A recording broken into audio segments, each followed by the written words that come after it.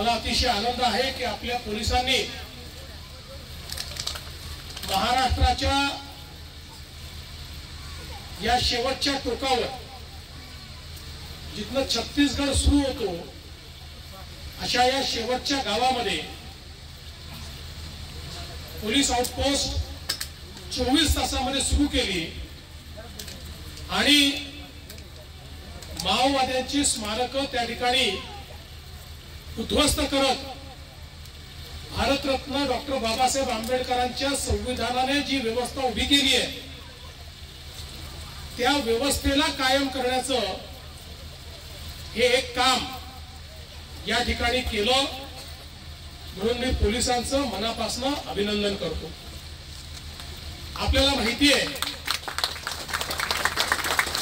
अनेक वर्ष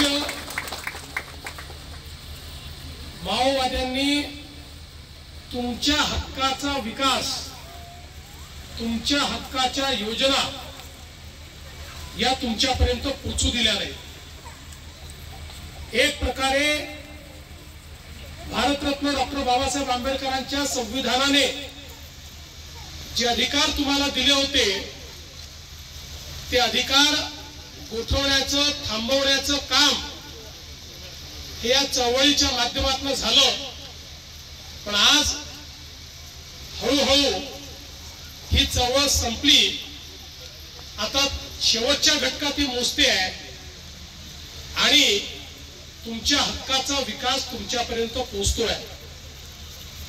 देशाचे प्रधानमंत्री माननीय नरेंद्र मोदीजी यांनी धरती आबा सारखी योजना तयार केली आणि आमच्या आदिवासी समाजाला पक्क घर मिळालं पाहिजे, पिण्याचं पाणी मिळालं पाहिजे, रोजगार मिळाला पाहिजे, वीज मिळाली पाहिजे, आरोग्य व्यवस्था मिळाली पाहिजे, गावागावापर्यंत रोजगार आणि विकास पोहोचला पाहिजे, याकरता या योजनेच्या माध्यमातून मोठ्या प्रमाणात निधी उपलब्ध करून दिला।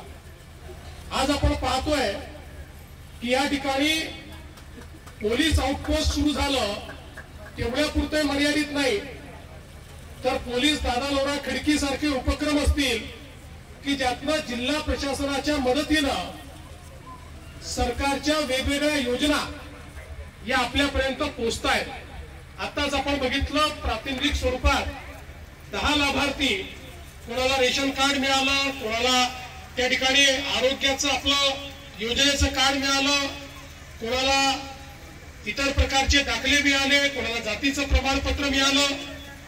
मोठ्या प्रमाणात सरकारच्या योजना तुमच्यापर्यंत पोहोचवण्याचं काम हे या ठिकाणी चाललेलं आहे आणि आता यापुढे हे असंच आम्ही सुरू ठेवणार आहोत, कारण आम्ही ठरवलंय आतापर्यंत आपण गडचिरोलीला महाराष्ट्राचा शेवटचा जिल्हा बनायचो, आता आम्ही गडचिरोलीला महाराष्ट्राचा पहिला जिल्हा बनणार आहोत आणि जर महाराष्ट्राचा पहिला जिल्हा गडचिरोलीला म्हटलं तर पहिलं गाव कुठलं होईल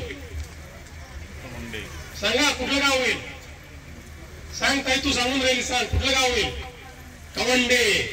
कवंडे आता महाराष्ट्राचं प्रवेशद्वार होणार आहे, त्यामुळे या ठिकाणी तुमच्या विकासाच्या सगळ्या योजना या महाराष्ट्र सरकारच्या माध्यमातून मोठ्या प्रमाणात आपण त्या ठिकाणी करणार आहोत। सगळे लाभ आपल्याला मिळाले पाहिजे। शेवटी केंद्र सरकारने आणि राज्य सरकारने मोफत आरोग्याची योजना सुरू केलेली आहे।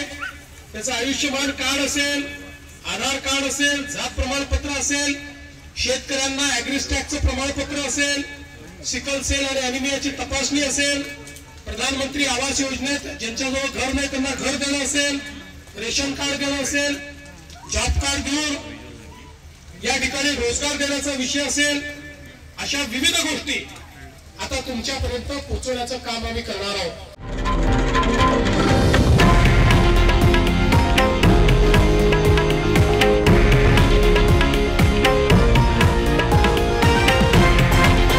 हे आहे देशातील नंबर 1 न्यूज नेटवर्क आणि आपण पाहत आहात TV9 मराठी, एकमेव।